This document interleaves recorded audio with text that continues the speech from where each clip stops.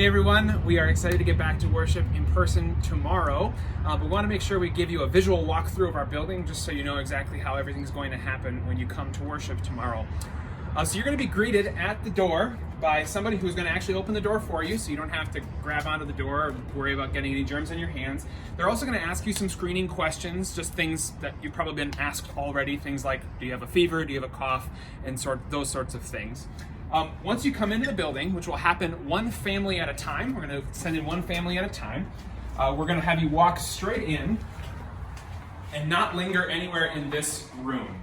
As you can see, as we walk past, the doors are all taped off to the children's rooms. We're not going to use any of those rooms at all on Sunday mornings. So we'll just have you walk right through and into the worship space. Now as we walk here, you'll see, there are a couple washrooms off to your left.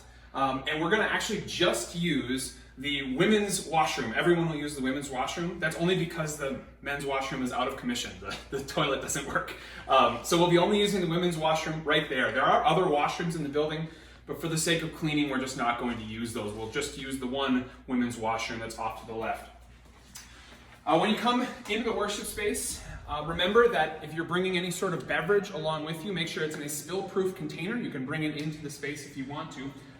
We've marked off all of the chairs so that we are only going to use every other row. So for example, this back row is usable, but this next row, no one's going to sit in these rows. Usable, not usable, and in the front row also will be usable. Of course, as you're sitting in these rows, you can sit together as a family, but when it comes to sitting by other families, make sure you're leaving at least 2 chairs between family units when you're sitting in these rows. We believe, based on how many people we called, that we should have enough chairs, but we have some extras to set up if we need that.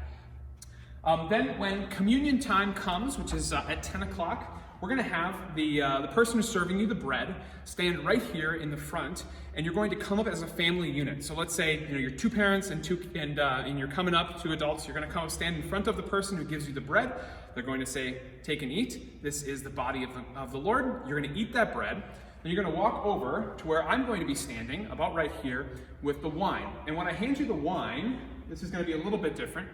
I'm going to have washed my hands, sanitized my hands, not have touched anything before this, but I'm actually going to take the cups, you can maybe see this here, and I'm going to hold them by the top of the cup, and I'm going to hand it to each of you. You grab by the bottom of the cup. I know my fingers will be on the part that your mouth is going on, but my hands will have been thoroughly sanitized by that point, so you won't have any worry about germs at all.